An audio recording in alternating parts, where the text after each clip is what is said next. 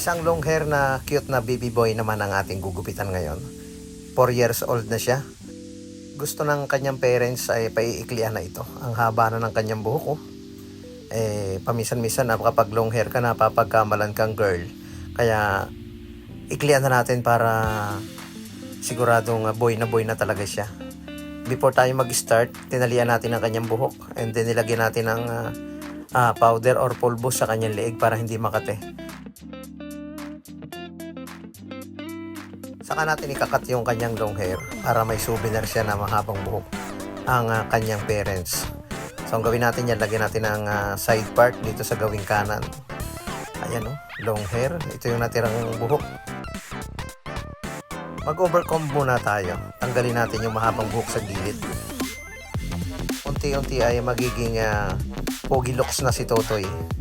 Hindi na siya mapapagkamalang girl sa kanyang bagong hairstyle. Yan o. And then number 2 na clipper guard sa gilid. Hindi natin masyadong ninipisan ang gilid niyan.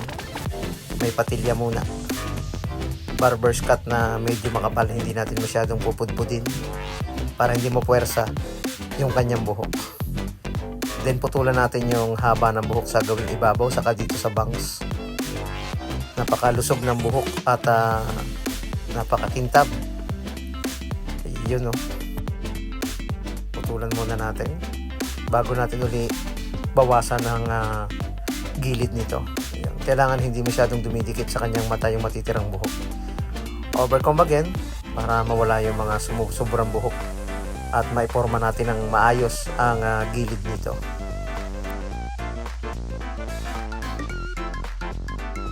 Saka tayo gagamit ng one guard sa gilid para balanse yung pagnipis niya.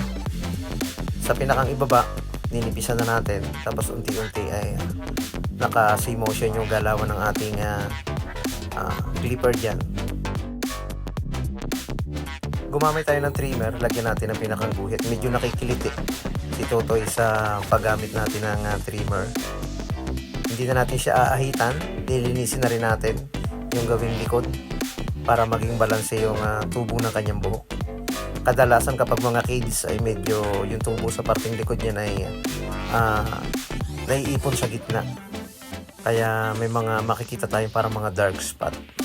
Ayun. Linisin na rin natin yung ibabang patilya niya para okay tingnan. And then unti-unti ay i-blend natin. Gamit tayo ng manipis na talim sa likod para maganda yung pag-blend niya. At 0.5 na clipper guard para maging mas balanse. Textured lang natin yung dulo ng konti para mabawasan yung bigat at kapal nito. Ayun, okay na oh. Lagyan natin ng water-based pomade para mas maganda.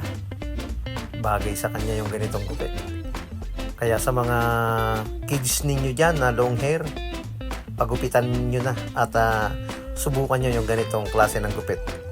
Siguradong babagay para sa kanya. Ayun Pugi na si Totoy. Naging binata na sa kanyang bagong hairstyle. From long hair to barber's cut na hindi masyadong pudpud ang gilid, sakto lang yung nipis niya. Maraming salamat mga kabarberos.